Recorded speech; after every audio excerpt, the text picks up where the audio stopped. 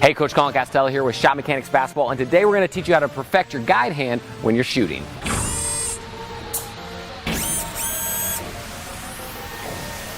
All right, so the first thing we want to think about with the guide hand is that it's actually a guide, right? The biggest mistake that players make with their guide hand is they have too much interference from it.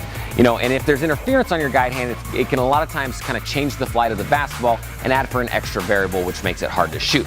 So today what we're going to talk about a bunch of different things we can do to minimize that offhand interference and some kind of keys to think about while we're doing it. All right, so the first thing you want to think about is, as a shooter, is you want to be a one-hand shooter.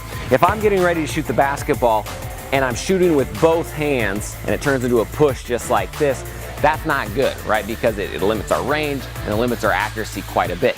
Instead, we want to be a one-hand shooter. So if I'm a right-handed shooter, the majority of my shot needs to be coming from my right hand, and my left hand is just there to guide the basketball like we've talked about before.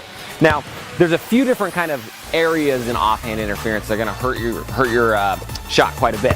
And the first one is what we call thumbing, right? And this is kind of one of the biggest issues that we have with offhand interference. And thumbing is when you're getting ready to shoot the basketball, a player might rotate their offhand guide hand thumb forward to try to get that extra power and push the basketball forward. Now, there are some great shooters that thumb the basketball a little bit. Kyrie Irving comes to mind off the top of my head.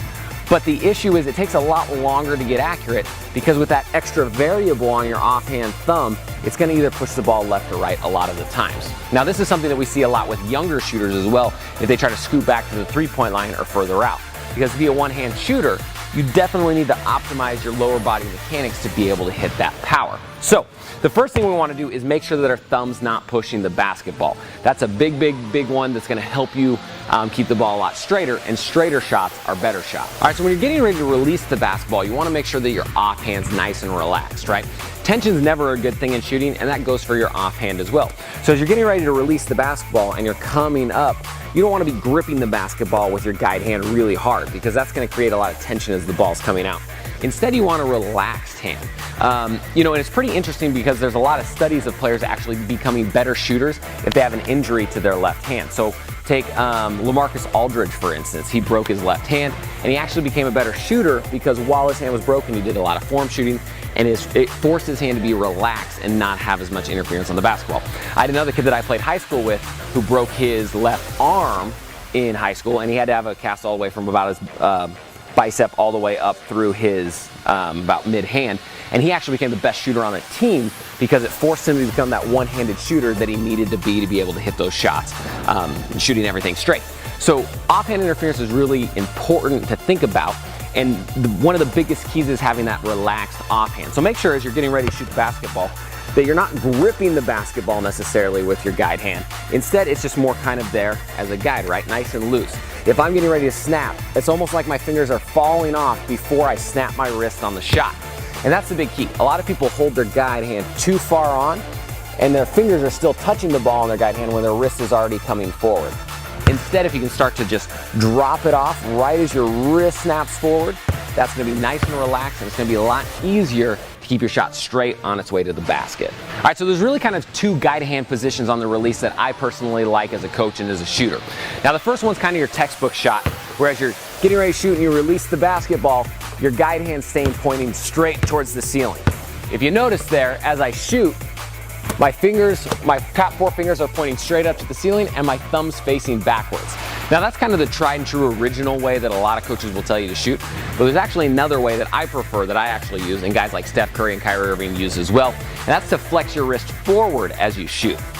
So a lot of those guys, as they shoot, they'll flex their wrist forward, so now their thumb's facing straight up towards the sky, and their other four fingers are facing straight forward.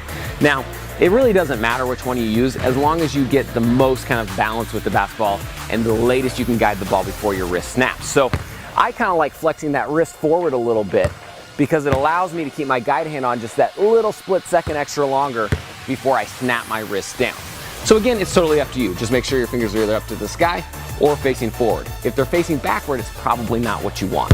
So now the question is, what do you do if you do have a ton of offhand interference? Now you can do a lot of one-handed shooting drills and that sort of thing, but a great tool that I highly recommend that you've probably seen before is the Shoot Natural glove.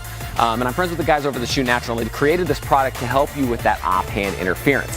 So it's really easy. All you gotta do is you just slide the glove on, boom, just like this onto your guide hand. And now we have kind of this offhand interference that we're not going to worry about. So it's great because you can still put down some dribbles with it, whatever drills you're doing, but it forces you to keep that offhand interference at a minimum. And what I like about it is it kind of makes it feel almost like your hand's numb. Like, well, it doesn't make you feel like your hand's numb, but it kind of has that same effect. Like, I can't really feel the basketball here, so it forces all my touch and all my feel into my shooting hand.